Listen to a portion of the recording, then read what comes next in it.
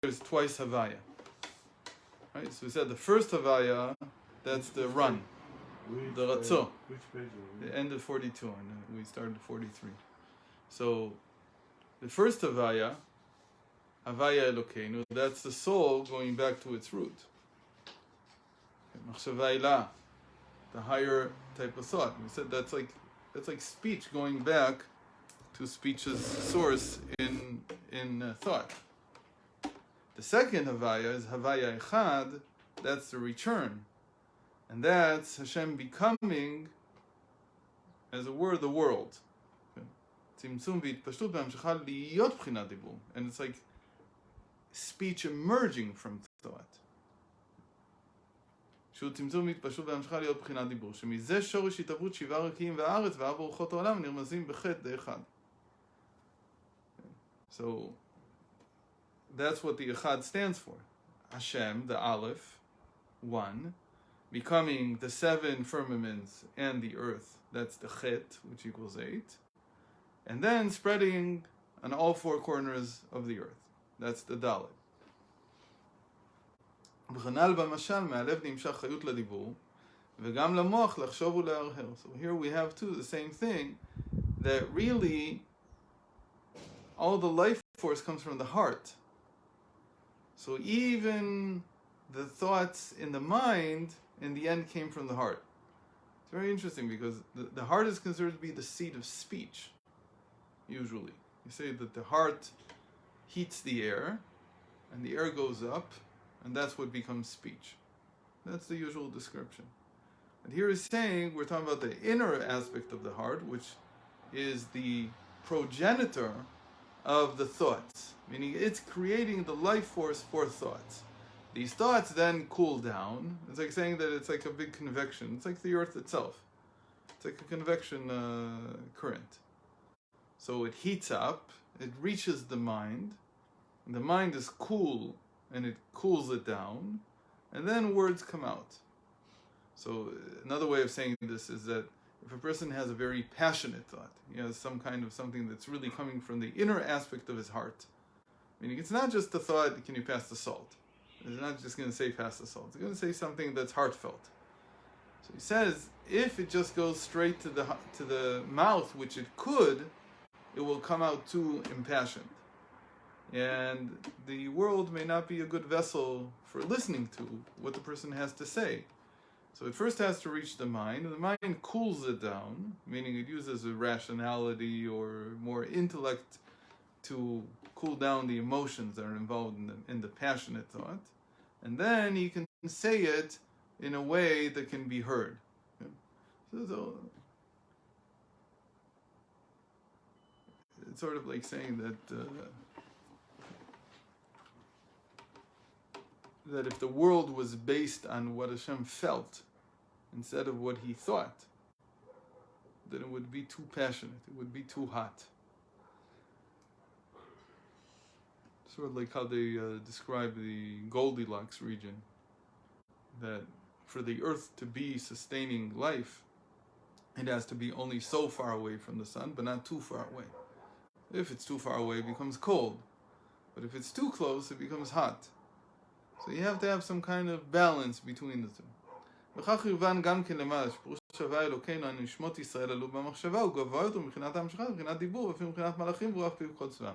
And that's why when we say Havaya Elokeinu, Hashem is our God, we're referring to our souls. So our souls are in the supernal thought. What he means here by supernal thought is probably that it's even higher than the heart. Although he hasn't said it yet.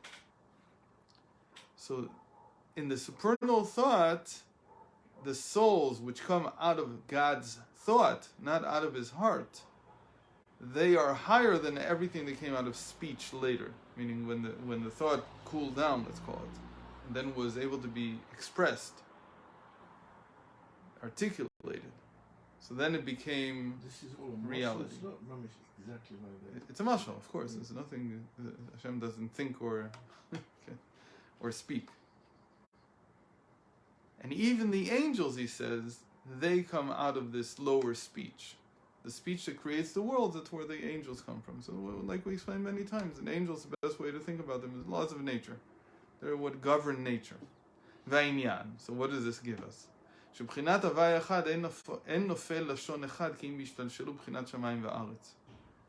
You can't say oneness, one, if you're talking about, unless you're talking about reality which is already severed and cut up into pieces. If you don't have extremes, you can't talk about oneness. Because oneness means bringing the disparate parts together. So you have things that are separate, and now you bring them together. Why should they be separate in the first place? Because when Hashem created them, He hid Himself. He hid His unifying presence, which we'll see in a moment. But same thing, that when I speak, my words are no longer in my control. The moment I've uttered something, all the more so if it's been recorded or written or whatever it is, I'm no longer in control of what the meaning of that will be. Okay? That's why they interview politicians. Right? Why do they interview politicians? Because they want to show what a buffoon they are, what idiots they are. Look at what they said, and now let's interview him and hear what he meant. So obviously he can't articulate himself. And that's what they mean to do, unless he's on the left. If he's on the left, they want to give him a chance to explain himself. Okay? But if he's on the right, they make a joke out of it. Why? Because every person is like that. It's very uncommon for a person to be able to speak in such a way that he can stand behind everything he said. It's very uncommon. Why? Because there's a stretch, there's a gap between what my thought thinks and what my mouth can say.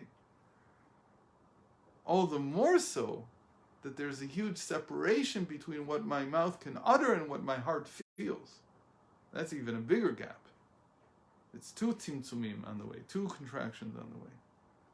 Sometimes people deliberately don't say what they want to say. So they use it.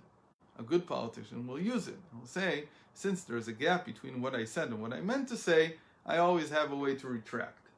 And I always have a way of spinning it in a different direction, explaining that it was actually this and that and the other thing. And because in the end people are relatively willing to accept that, so they get away with a lot of things. But in truth, you really can't judge a person by what they say. Because thought is very different than speech. And the letters in speech, they're meant to go out. And they go into the world, and you no longer have any control over them, and they're understood in different ways. Your thought, if you can't think what you mean, you're in trouble. You're a lot more in trouble. If you can't feel what you, or at least experience in your heart who you are, then you're really in trouble. And it's like 3 levels of contraction. That's the way it's usually presented in Chassidus. So he says this level is called Echad. Why is it called Echad? Because when it's separate, you bring it together. So Hashem being called one is only in our world, only in the world of separation, only in the world where His speech, as it were, created separate entities, and they need to be brought together. Okay. That's why the Mashiach is called the Mashiach. Why? Because it's explained that Mashiach means Masiach, that he speaks. He's a speaker. He's the epitome of the speaker. Okay.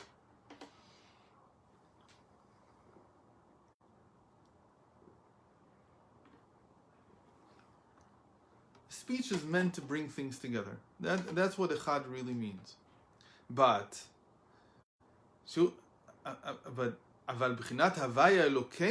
what the soul understands, and again, the soul is rooted in God's thought.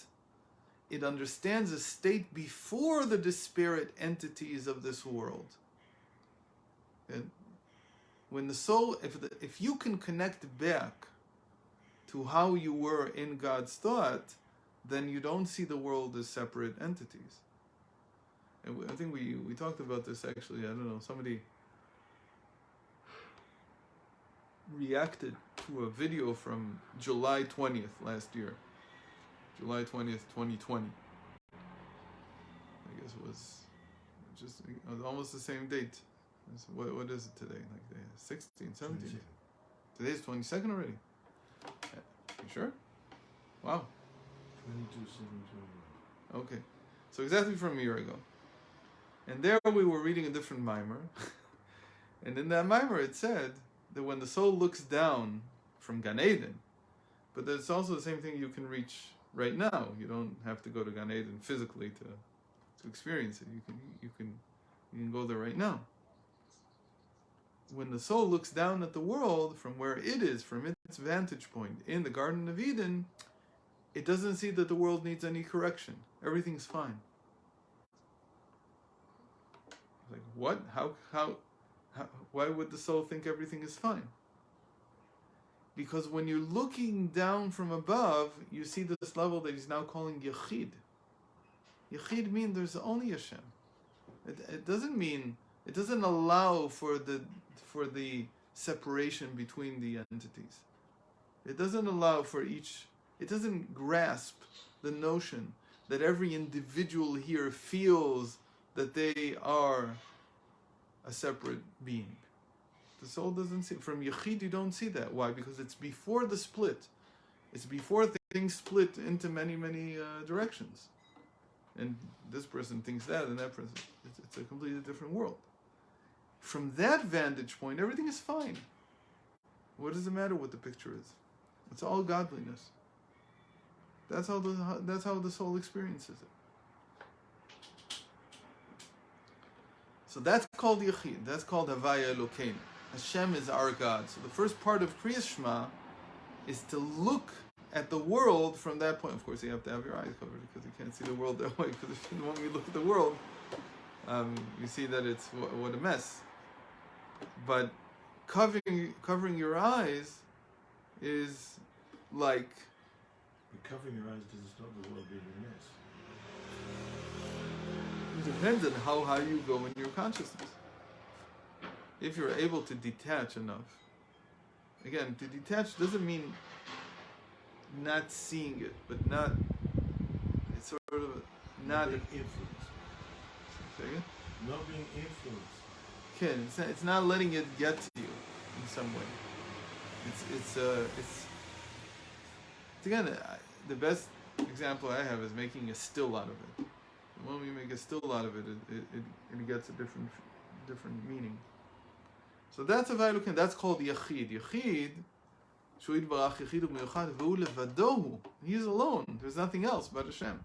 So this picture you're seeing is just a picture of Hashem. It's just a portrait, and it's all fine. It's all good.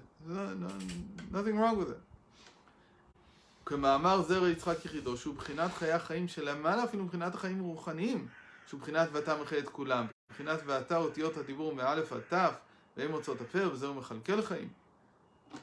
So it's even above God giving life to the world. Because he's not giving life to anything. Because all you see is just him. There's nothing here. There's no speech at all. That's called supernal thought. That's called, and the soul can connect to that place. You know, it says that there were 10 people who went into Gan Eden in their lifetime. So, what does it mean? It's an interesting question. What does it mean? Do they mean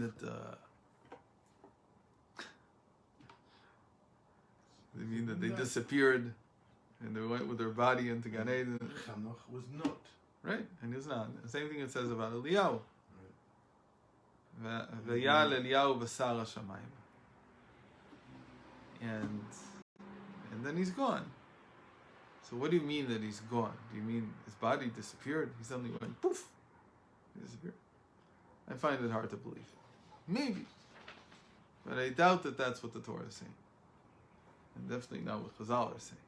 Even if that was true, that's not what Chazal are saying.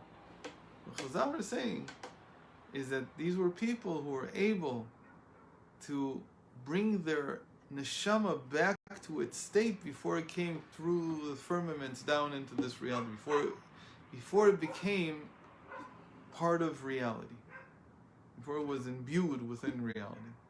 And so they were able to see the world in a different way. Now, after Chassidus, I think everybody can enter Gan Eden in their lifetime. I think those 10 are just archetypes.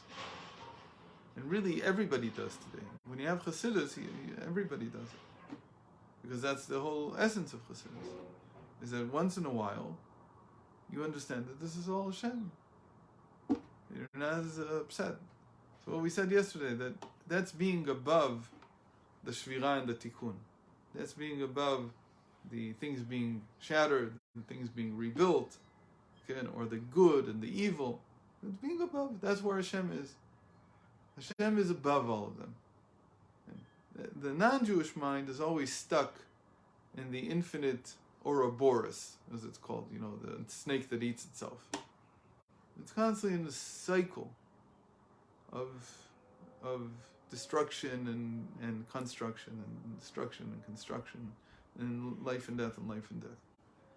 But the God of the Torah is of course above that. He's also that. He's not against it. We're not against it. We don't think that that's not godly. We just say that is a lower level understanding. After we said it yesterday, I remembered how the Baal Shem Tov said it. So the Baal Shem Tov said it that Hashem is above Yesh and Ein. He's above being and non-being. He's even above that. Okay. It's very hard to imagine what that means.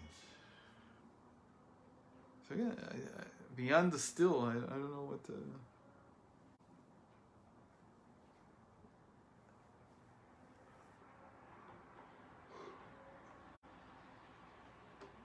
It's a story of Avram. Avram, at night, during the day, he saw the sun was ruling, so he bowed down to the sun. Then the moon came, and he bowed down to the moon. Then the sun came back, and smart kid, after one time he saw the cycle, he got the message, which was, this is not Hashem.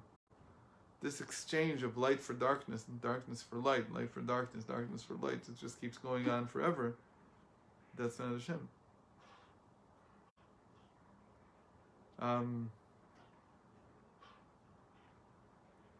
For me, the defining moment when I suddenly realized what was beyond was today I don't think it's that good, but I remember that's what gave me the intuition. That I was listening. I used to be interested in all kinds of strange figures in the history of mysticism and different thoughts and this and that. So there's a guy called Earhart.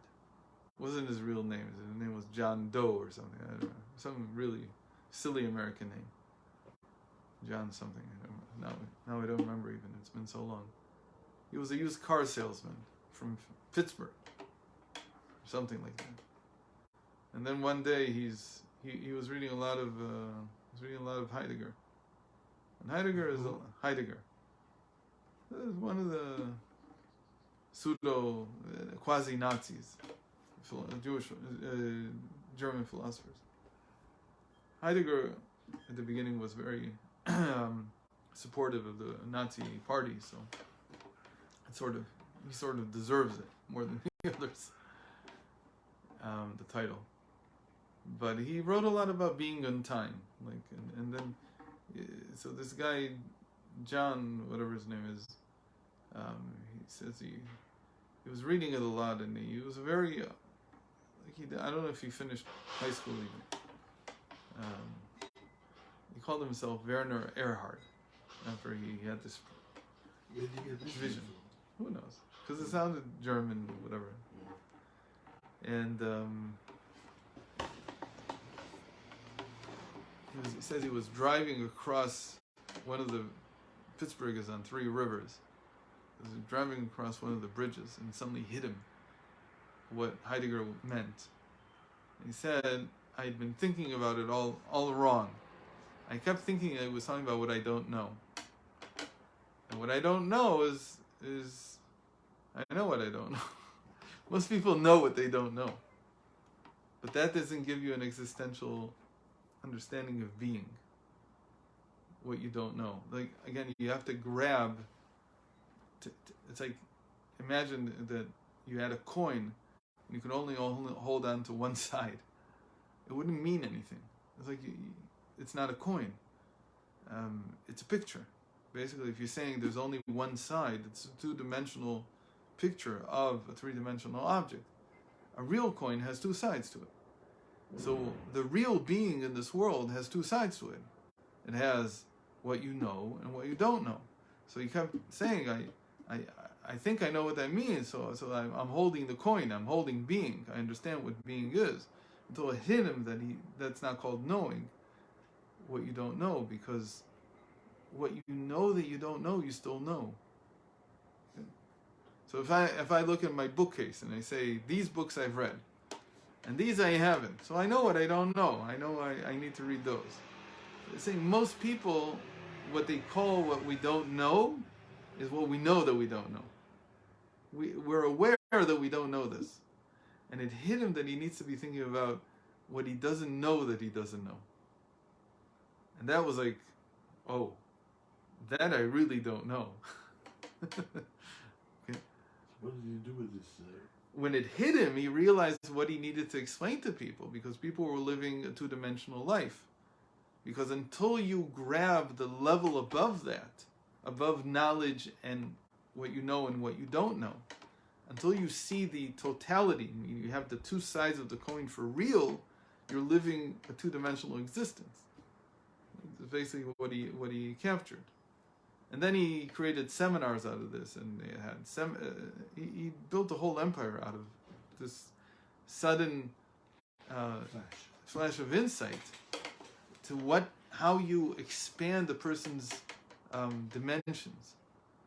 Because what he's saying is I think is very profound, that what all philosophers have been saying, that people are two-dimensional when they should be three-dimensional.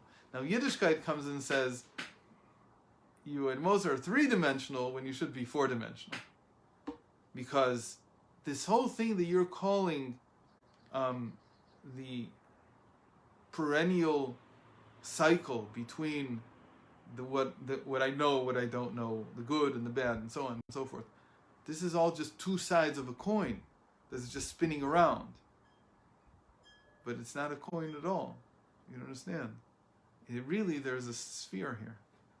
And the coin is still, really I should have said, one-dimensional, and it turns into two-dimensional, and then two-dimensional has to turn into three-dimensional. And the three-dimensional is the sphere already. And how many sides does a sphere have to it? None. It spins around. It doesn't have any sides to it. So how did that happen? What just happened? So the sphere is like an understanding that from Hashem's point of view, there are no sides here. It's not that he doesn't understand that there are sides in the two-dimensional or three-dimensional picture. But that's not what he's working with. He's working with, this is all a totality. So again, the philosophers also try to explain that, but you can't really explain it without, and that's uncovering the soul in many ways. The moment that you uncover the soul, and again, it's just the soul that is above the angels, is above nature. So then you can come and say there's something, not that joins things because yin and yang are joined together. No, because there's no yin and yang. That whole thing is a limited picture of what's going on. In the real picture, what he calls here Yachid, you see everything as one. The sphere is oneness. It's not many facets. You could theoretically say a sphere is created by adding facets to some polygon, right? To some three-dimensional polygon. So you have smaller and smaller faces until eventually you get to a sphere. No, because when you get to a sphere, as small as the faces were, they disappear. And everything becomes faceless. Okay. So in Echad, you can talk about 70 names of God and say they're all one. But in Yachid, you can't talk about faces anymore. There's no 70 phases, 2 phases, a billion phases. It doesn't matter what number you're going to give it. There's no facets anymore. So what is that? It's simple unity. The sphere represents a simple unity. So what happens to this guy? What? No, he only went as far as understanding that you have to just understand where people are. Most people are living in a one-dimensional world. There's good, there's evil. I get it. I'm going to be in this cycle forever, and that's the end of it. So comes Eastern religions or philosophies, and Werner Erhard, who's John something from Pittsburgh, and all the people who got this, and they say, no, you have to understand that you're living a one-dimensional existence. You have to understand that unless you can really see what's beyond, these two faces, you don't have a two-dimensional coin yet. So I have to show you another dimension. How do I show you the other dimension? Each one has his own shita, and Erhard's way was very. It clicked with a lot of people. Just saying, he found many ways to say it afterwards. Not just. I only remember the one that hit him, because it hit me when I heard it. So, but after that, you have to come to the place where there are no faces. Okay. So what did you do with this insight? That's when I first began to understand Chassidus. Yeah. I first began to understand. Then I understood that Chassidus was going way, way beyond that. And this idea of Yechad, that's Echad. That's basically Echad. When you capture this idea that all these things that you're cycling through, they're really one. So you understand Hashem Echad. And Hashem Echad, it says, what does it say Hashem Echad? That's in the world of separation. That you suddenly understand that everything that's separated here is one. It brings unity to the separate entities. What kind of unity is it? It's either in a cycle, one replaces the other. It might be that they're all serving the same purpose. All kinds of, Chassidus brings a number of different options about what it means that they are one. But Yechid is higher than that. That's saying that there are no faces. There's no separation here. This thing that you're seeing, that there's darkness and light, it's not darkness and it's not light. The faces are gone. When you get into the sphere, the facets they disappear. And so you can't talk about different names of Hashem anymore. Is Hashem something or nothing there? Of course he's something. He's more there than he is elsewhere, even. So how do you? So I don't know if this example of a sphere makes sense to you, but if you can see the faces disappearing into the smooth surface of the sphere. I like to think of it more as a piece of cardboard with lots of colours on it. You spin it around and then in the end you only see one. All the colours amalgamate. Because I've done that. So it makes sense.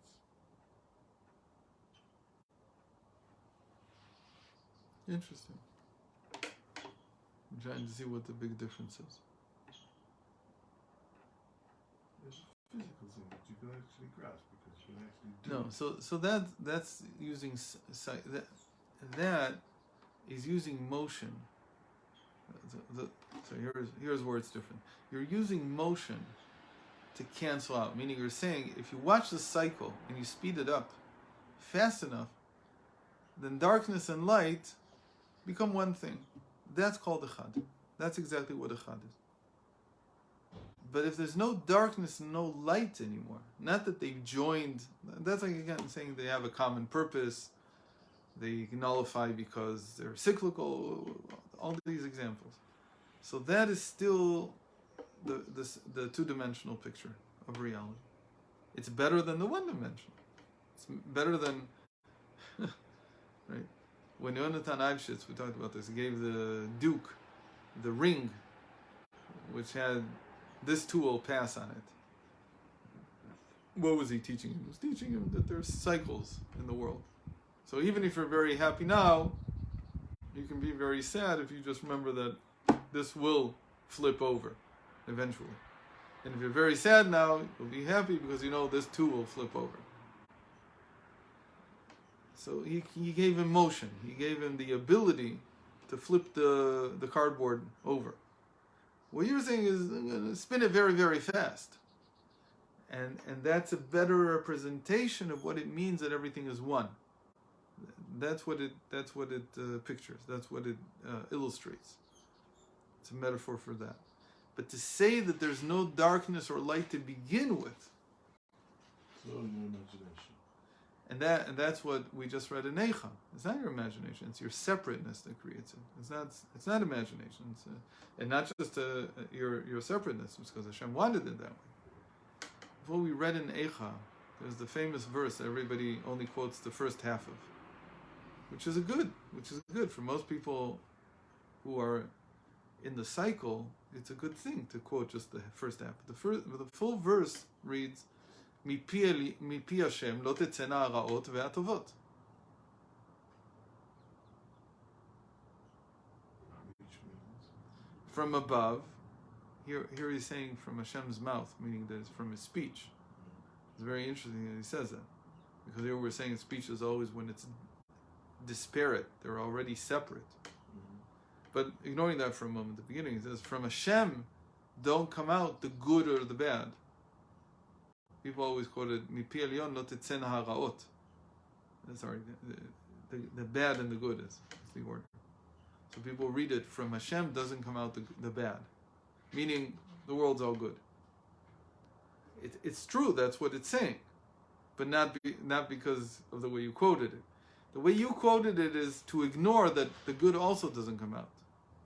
So what's coming out? So what is the world? Hashem? It's just Hashem. Without value judgments, without valence. I learned a new word. I didn't know you could use valence as value. But it makes sense.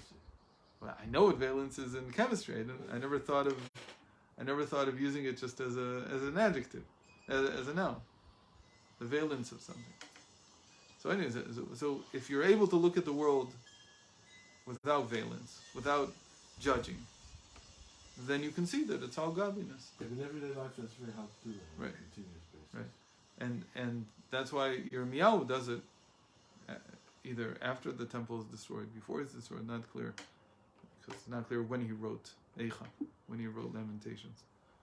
I imagine part of it he wrote before, part of it he wrote after. It's hard to say exactly which part it was when, but he writes it there as a way to cope with the destruction of the temple. That don't see it as a destruction. From Hashem doesn't come the bad or the good. What do you mean? Of course, so where the good and the bad come from? No, I mean to say that there's a level of Hashem. That's real godliness, where you look at the world and you don't see good or evil. Unfortunately, it can become indifference. This can become indifference for a person. That he's not moved by the good and he's not moved by the evil equally. That's that also. Gam zeh hevel u'ut ruach. Fine, I'm going to Gush Etzion. It's a good place to go. Just be well and healthy. People, huh? Bezat Hashem. Okay.